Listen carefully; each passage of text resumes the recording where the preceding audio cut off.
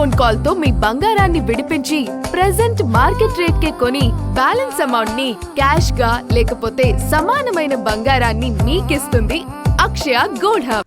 అమెరికాతో మధ్యంతర వాణిజ్య ఒప్పందం ద్వారా ప్రధాని నరేంద్ర మోదీ నేతృత్వంలోని కేంద్ర ప్రభుత్వం రైతులకు ద్రోహం చేస్తుందని కాంగ్రెస్ అగ్రనాయకుడు రాహుల్ గాంధీ మరోసారి ఆరోపించారు.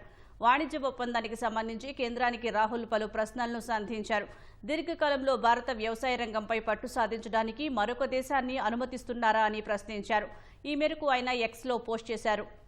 డ్రైడ్ డిస్టిలరీస్ గ్రెయిన్స్ ను దిగుమతి చేసుకోవడం అంటే జన్యు మార్పిడి చేసిన అమెరికా మొక్కజొన్నను పాడి ఉత్పత్తిదారులకు అందించడమేనని ఆరోపించారు.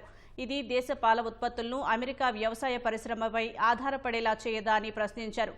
సోయా నూనె దిగుమతికి అనుమతిస్తే మధ్యప్రదేశ్, మహారాష్ట్ర, రాజస్థాన్ సహా దేశవ్యాప్తంగా ఉన్న సోయా రైతులపై ప్రభావం ఉండదా అని నిలదీశారు. అదనపు ఉత్పత్తులు నిర్వచనం ఏమిటో చెప్పాలని ఆయన డిమాండ్ చేశారు. వాణిజ్యేతర అడ్డంకులు తొలగిస్తామంటే భవిష్యత్తులో జన్యు మార్పిడి పంటలపై భారత్ తన వైఖరిని మార్చుకుంటుందా అని ప్రశ్నించారు. ఈ అంశంపై ప్రభుత్వం రైతులకు స్పష్టత ఇవ్వాలని రాహుల్ గాంధీ డిమాండ్ చేశారు.